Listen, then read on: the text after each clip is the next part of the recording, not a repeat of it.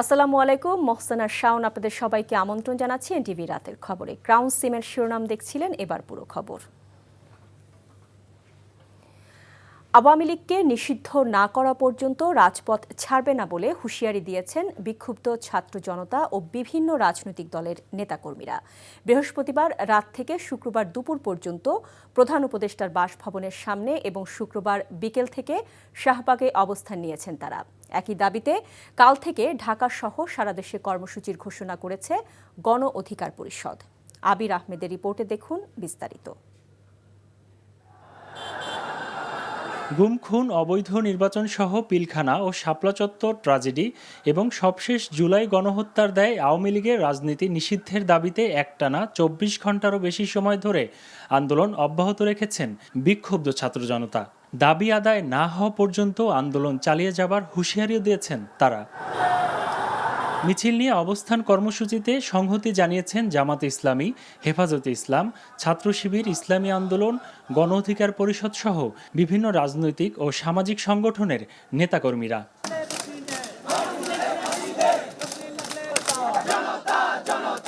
বৃহস্পতিবার রাতে শুরু হয়ে টানা ১৮ ঘণ্টা প্রধান উপদেষ্টার বাসভবনের সামনে অবস্থান কর্মসূচি পালন করেন ছাত্র জনতা।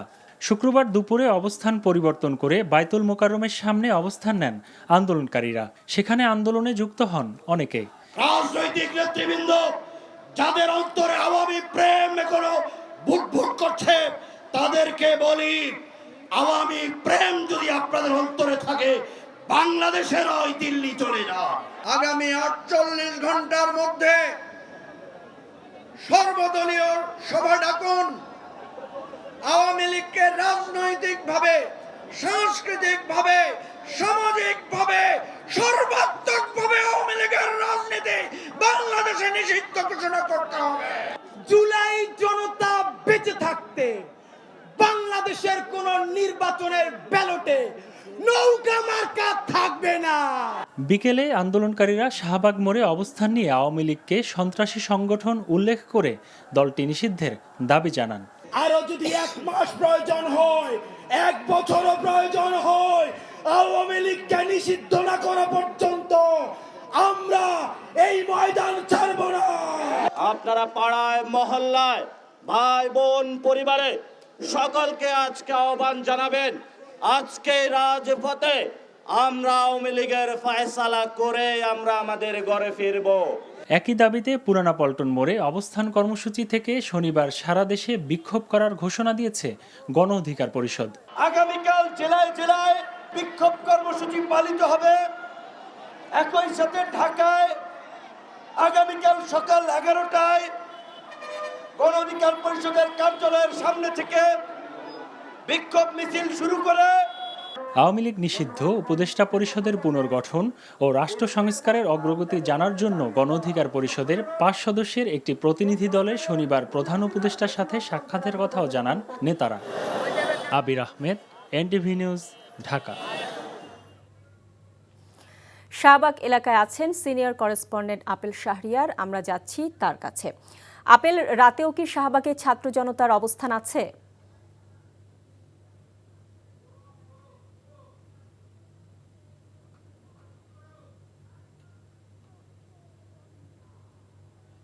আওয়ামী লীগ নিষিদ্ধ ও বিচারের দাবিতে রাতেও স্লোগানে মুখর শাহবাগ চত্বর। শাহবাগ ব্লকেট কর্মসূচিতে জামাতি ইসলামী, জাতীয় নাগরিক পার্টি, হেফাজত ইসলাম সহ কয়েকটি রাজনৈতিক দল সংহতি জানিয়েছেন এবং তাদের নেতাকর্মীরা এখানে অবস্থান করছেন। মোটা দাগে 3টি দাবি জানানো হয়েছে। 1, আওয়ামী লীগকে সন্ত্রাসী সংগঠন হিসেবে ঘোষণা করে নিষিদ্ধ করা।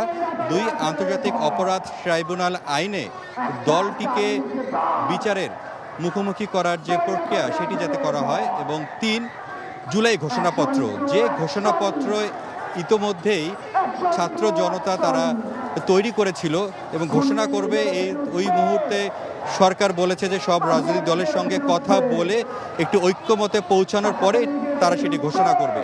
যেহেতু সেটি নিয়েও গড়িমসি করা হচ্ছে, সেই ক্ষোভটা তাদের মাঝে রয়েছে। মূলত কেন এতদিন, অর্থাৎ 9 মাস হয়ে গেল, এরপরও কেন আওয়ামী লীগের বিষয়ে কোনো ধরনের সিদ্ধান্ত নিতে পারলো না, কেন টালবাহানা করা হচ্ছে, সেই ক্ষোভ, হতাশা তাদের মধ্যে বিরাজ করছে।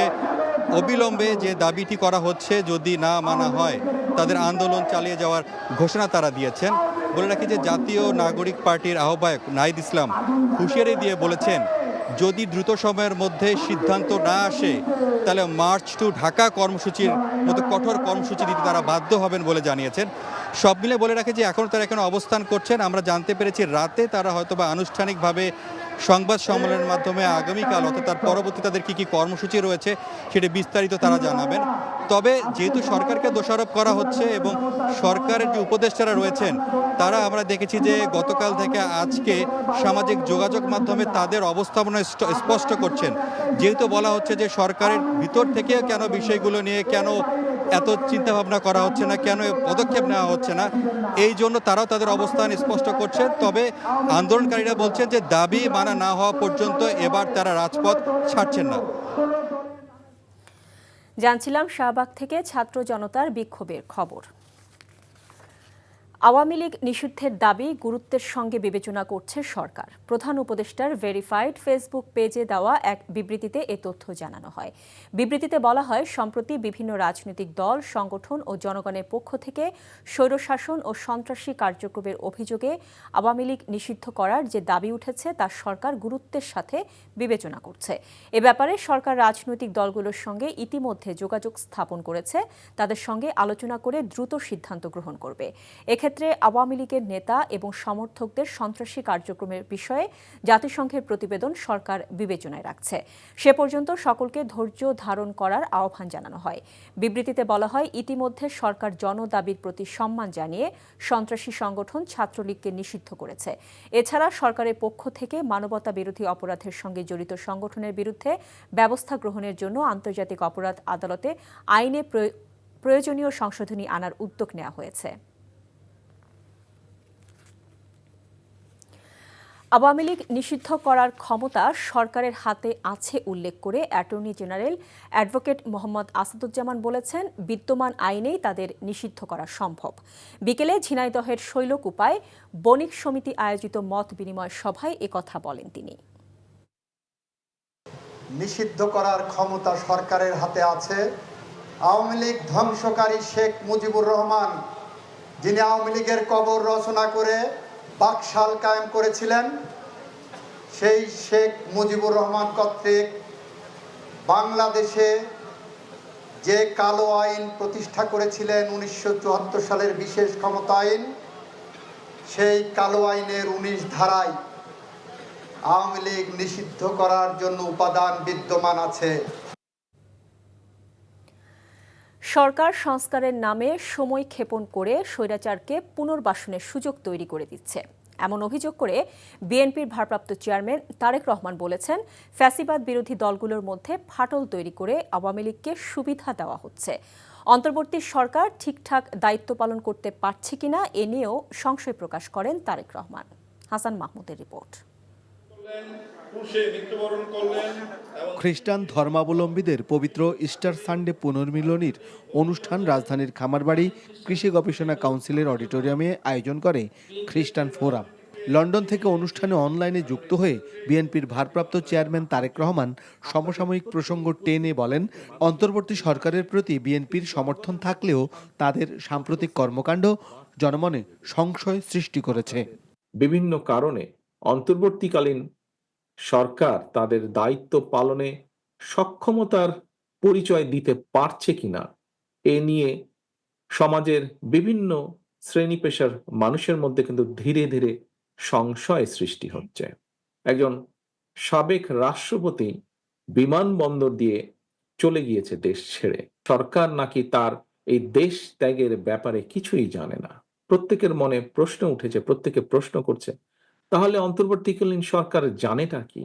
সংস্কার সহ নানা ইস্যু নিয়ে বিলম্ব করে সরকার ফ্যাসিবাদ বিরোধী ঐক্যে ফাটল সৃষ্টি করছে বলেও অভিযোগ তারেক রহমানের।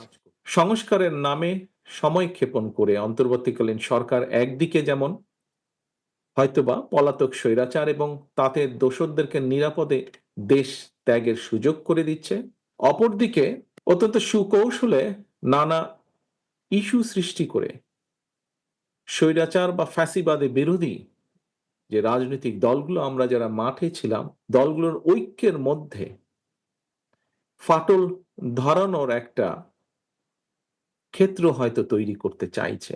বক্তারা বলেন, ধর্মকে ব্যবহার করে কোনো বিভাজন নয়। সংখ্যালঘু বলতে বাংলাদেশে কিছু নেই, এখানে সবাই বাংলাদেশি, এই কথাটি আমাদেরকে জোর করে বলতে হবে।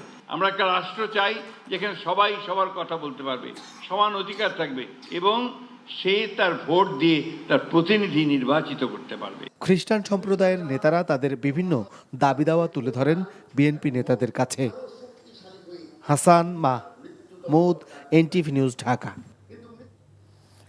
বিএনপির স্থায়ী কমিটির সদস্য আমির খসরু মাহমুদ চৌধুরী বলেছেন, অর্থনীতিতে গণতন্ত্রায়ন না হলে বিনিয়োগ আসবে না। বিনিয়োগ আসবে না স্থিতিশীলতা ছাড়াও। আর নির্বাচিত সরকার না থাকলে স্থিতিশীলতা আসে না। তিনি বলেন, স্বৈরাচার বিদায় হয়েছে, কিন্তু জনগণের নির্বাচিত সরকার এখনো আসেনি। তাই নির্বাচিত সরকার এলে বিনিয়োগকারীরাও আশ্বস্ত হবে। চট্টগ্রামে বিএনপির 3 সহযোগী সংগঠনের সেমিনারে এসব কথা বলেন তিনি। ইমরুল হাসানের রিপোর্ট।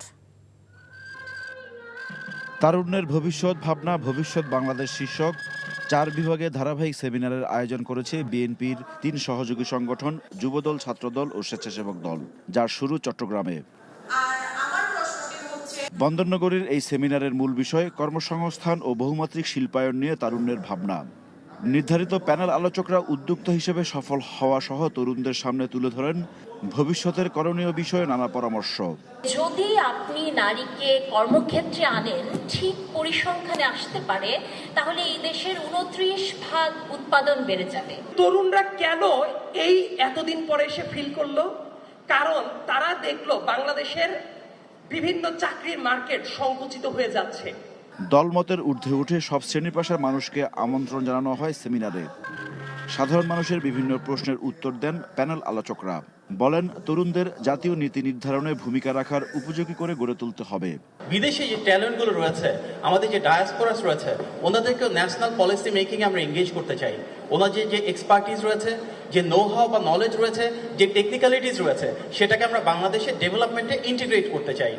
কোনোদিন কারোর উপরে ফুললি রিলাই করা যাবে না। প্রত্যেকটা রাজনৈতিক দলের উপরে চাপ বজায় রাখতে হবে। শেখ হাসিনা আর কেউ হবে না, আমি বিশ্বাস করি না, কিন্তু শেখ হাসিনা 10%ও যাতে বিএনপি না হয়ে ওঠে, আমাদের সেই চাপটাও রাখতে হবে। তরুণদেরই এই কাজটা করতে হবে। আমির খসরু বলেন, বিনিয়োগ ও কর্মসংস্থানের জন্য রাজনীতির মতো লেভেল প্লেয়িং ফিল্ড তৈরি করতে হবে অর্থনীতিতেও।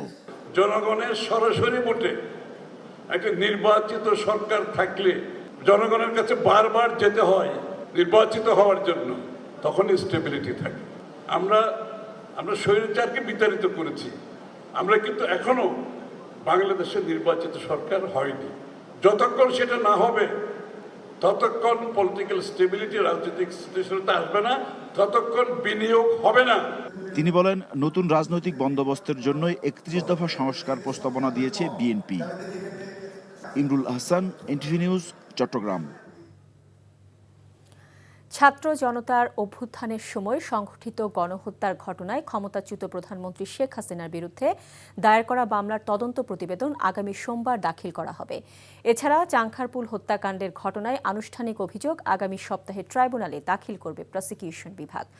শুক্রবার চিফ প্রসিকিউটর তাজুল ইসলাম তার ফেসবুক প্রোফাইলে দেওয়া এক পোস্টে এমন তথ্য জানান।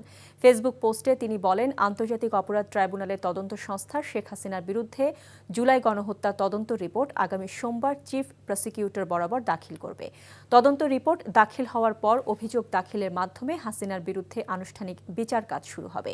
এছাড়া চাংখারপুল হত্যাকাণ্ডের দায়ে সিনিয়র পুলিশ অফিসারদের বিরুদ্ধে তদন্ত রিপোর্ট দাখিল করা হয়েছে। এ ঘটনায় আনুষ্ঠানিক বিচারের জন্য ফরমাল চার্জ চলতি সপ্তাহেই দাখিল করা হবে।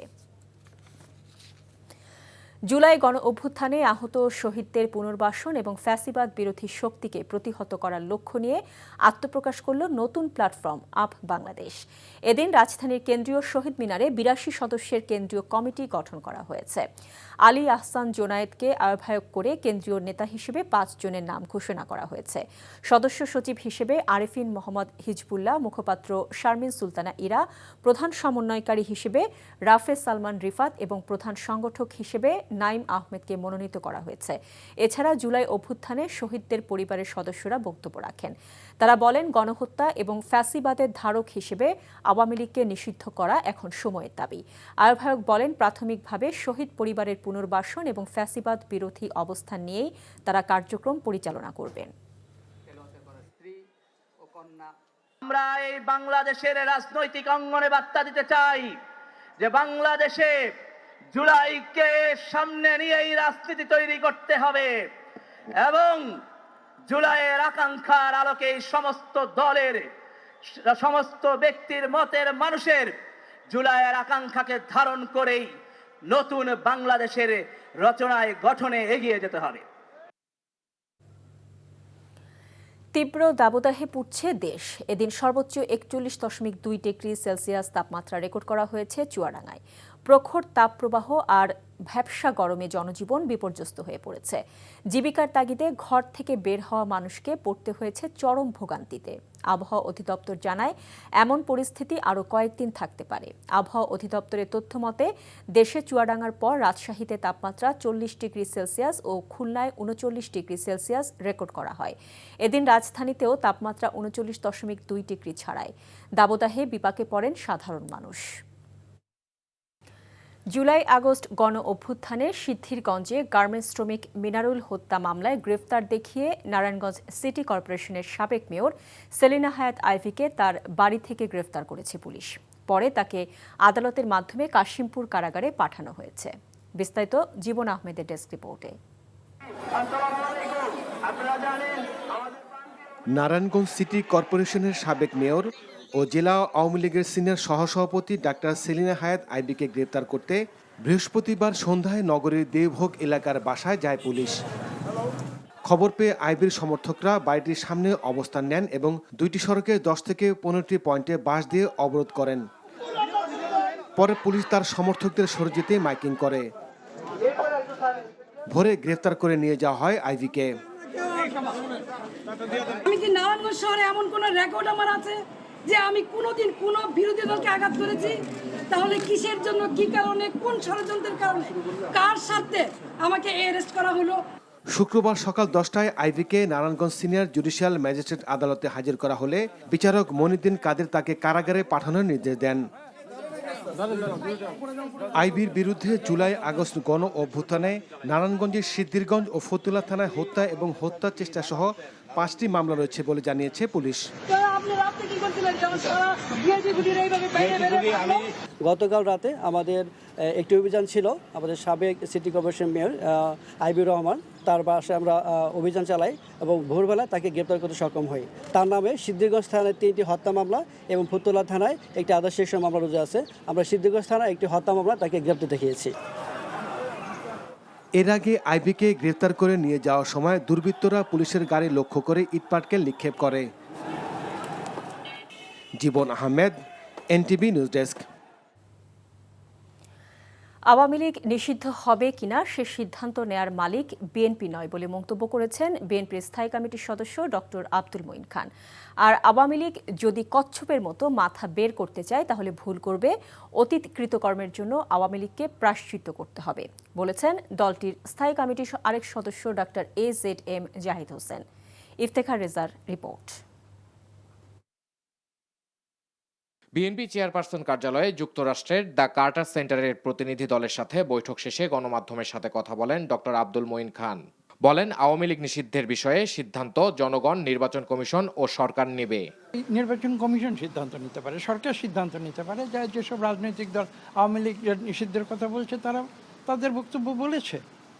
কাজে এখানে আমরা বিএনপি হিসাবে তো আমরা এই সিদ্ধান্ত নেওয়ার মালিক নয়। তো আজকে পর্যন্ত 9 মাস চলে গেছে। একজন আওয়ামী লীগারকে আজকে পর্যন্ত দেখাতে পারবেন যে যারা বলেছে যে তারা দীর্ঘ 15 বছর ধরে এই মানুষের উপরে জুলুম করেছে, তারা ভুল করেছে, তারা ক্ষমা স্বীকার করছে বাংলাদেশের মানুষের কাছে, তারা আজকে জনগণের মতামত নিয়ে নির্বাচন করতে? আওয়ামী লীগের একটি লোকও কি তা বলেছে? বলেনি। এই বিষয়টি এদিকে জাতীয় প্রেস ক্লাবে প্রবাসী রেমিটেন্স যোদ্ধাদের ভোটাধিকার প্রতিষ্ঠা, দেশ বিদেশে প্রবাসীদের সম্পদ রক্ষা ও আগামী নির্বাচন শীর্ষক মতবিনিময় সভায় ডাক্তার AZM জাহিদ হোসেন বলেন, আওয়ামী লীগের পালিয়ে যাওয়া নতুন নয়। কোনো অবস্থাতে পতিত স্বৈরাচারের কোনো উস্কানি ও পার্শ্ববর্তী দেশের চাপে আপোস করা যাবে না। মনে রাখতে হবে, যে পাপ করেছেন এটি প্রায়শ্চিত্ত বাংলাদেশের মাটিতে করতেই হবে। আমাদের যে গণ ঐক্য তৈরি হয়েছিল 5ই আগস্টে, সেটিকে আমাদের ধরে রাখতে হবে। আর নির্বাচনের বিষয়ে ডিসেম্বর থেকে জুনের মধ্যে যে কয়েক মাসের পার্থক্য রয়েছে তা আলোচনার মাধ্যমে সুরাহা করার আহ্বান জানান তিনি। Iftekhar Reza, NTV news, Dhaka. রাজধানীতে চলছে 2 দিন ব্যাপী ভবিষ্যতের পরিকল্পিত নগরায়ন ও আধুনিক স্থাপত্যের পরিকল্পনা নিয়ে স্থাপত্যের গন্তব্য শীর্ষক আন্তর্জাতিক প্রদর্শনী। রাজধানীর গুলশানে BSRM আয়োজিত আন্তর্জাতিক প্রদর্শনীতে দেখানো হয় আগামী দিনের জন্য সবুজে ঘেরা পরিকল্পিত নগরায়ন ও নানা রকম নান্দনিক স্থাপত্য শৈলীর প্রস্তাবনা, যা দেশের ঐতিহ্যবাহী স্থাপত্য শৈলী এবং আধুনিকতার সাথে নতুন করে সংযোগ স্থাপনের প্রচেষ্টা। প্রদর্শনীতে আগত স্থপতিদের প্রত্যাশা আগামীর বাংলাদেশের স্থাপত্য হবে টেকসই, নান্দনিক ও আগামী প্রজন্মের জন্য নিরাপদ। আর আয়োজক কর্তৃপক্ষ জানায় পণ্যের শতভাগ মান নিয়ন্ত্রণ করে গ্রাহকের পাশে থাকবে BSRM।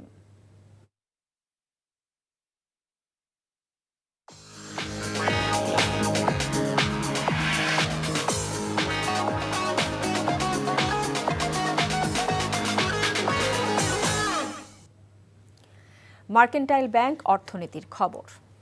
বাজারে সবজির দাম এখনও চড়া। 50 টাকার নিচে নেই কোনো সবজির দাম, তবে কমতির দিকে মুরগির মাংসের দাম। ক্রেতারা বলছেন মধ্যবিত্তরা বাজারে এখনও স্বস্তি খুঁজে পাচ্ছেন না। রিপোর্ট কায়কোবাদ মাহমুদের।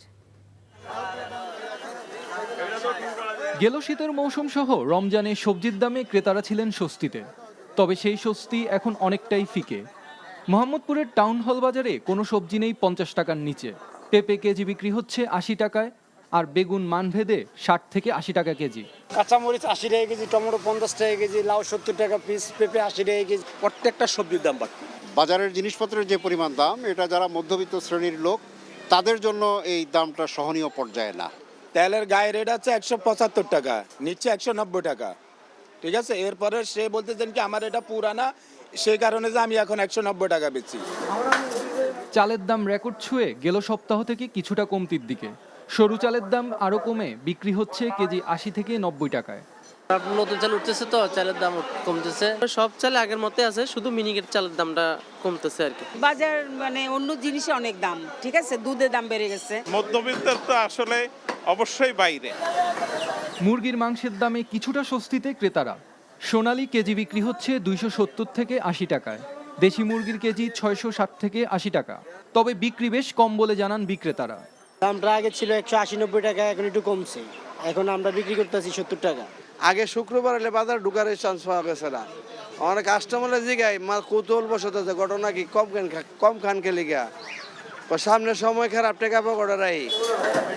গরুর মাংস আগের মতোই 750 টাকা কেজি, খাসি বিক্রি হচ্ছে 1200 টাকা কেজি দরে। এছাড়া মাছের বাজারে রুই মাছ আকার ভেদে 300 থেকে 400 টাকা কেজি, আর ছোট ইলিশ কেজি বিক্রি হচ্ছে 1200 টাকায়। Kaikobad Mahmud, NTV news, Dhaka. AFC Asian কাপের বাছাই পর্বে সিঙ্গাপুর ম্যাচের আগে বাংলাদেশের প্রতিপক্ষ চূড়ান্ত হয়েছে বলে জানিয়েছেন বাফুফের সভাপতি তাবিত আউয়াল।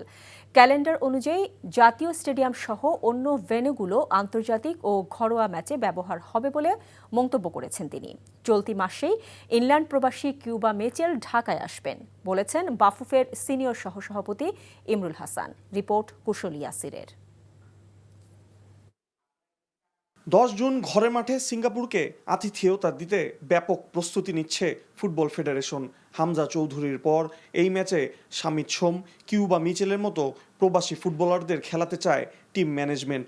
তার আগে একটি প্রস্তুতি ম্যাচে অংশ নিতে একাধিক দলের সঙ্গে আলোচনা করেছে বাফুফে। নির্বাহী কমিটির সভার পর ফেডারেশন সভাপতি বলছেন এরই মধ্যে সেই প্রতিপক্ষ চূড়ান্ত হয়েছে। আমাদের প্রস্তুতি ম্যাচ একটা হবে প্রবলি জুন 4 তারিখে, ম্যাক্সিমাম জুনের 5 তারিখে, সেম ফিল্ডে। কারা খেলবে সেই ম্যাচে সেটা আমরা এখনও ডিক্লেয়ার করতেছি না, বা আমরা এই ম্যাচটাকে কীভাবে আমরা ইউজ করব প্রিপারেশনের জন্য নাকি জাস্ট আ ফ্রেন্ডলি ম্যাচ, সেই ডিসিশন আমরা এখনও নিই নাই। ইংলিশ ক্লাব সান্ডারল্যান্ডের বয়সভিত্তিক দলের মিডফিল্ডার কিউবা মিচেলের বাংলাদেশের হয়ে খেলা নিয়ে ধোঁয়াশা ছিল। অবশেষে বিষয়টি স্পষ্ট করলেন ফেডারেশনের সিনিয়র সহসভাপতি। তার প্রক্রিয়া এগিয়ে চলছে, তো আমরা আশাবাদী এ মাসের 20 থেকে 25 তারিখের মধ্যে হয়তো ওর মা সহ বাংলাদেশ ভ্রমণে আসবে। এদিকে AFC ফুটসাল এশিয়ান কাপের বাছাইয়ে খেলার বিষয়ে সিদ্ধান্ত নেওয়া হয় নির্বাহী সভায়। কুশল ইয়াসির, এনটিভি নিউজ, ঢাকা। এই ছিল রাতের খবরে। এই খবরের ভিডিও সহ আপডেট জানতে ভিজিট করুন এনটিভি অনলাইন www.ntvbb.com। এছাড়াও এনটিভি জনপ্রিয় সব অনুষ্ঠান ও খবরের আপডেট জানতে ভিজিট করুন আমাদের ইউটিউব ও ভেরিফাইড ফেসবুক পেজ। রাত 1টায় মধ্যরাতের খবর দেখার আমন্ত্রণ রইল। এতক্ষণ সাথে থাকার জন্য সবাইকে ধন্যবাদ।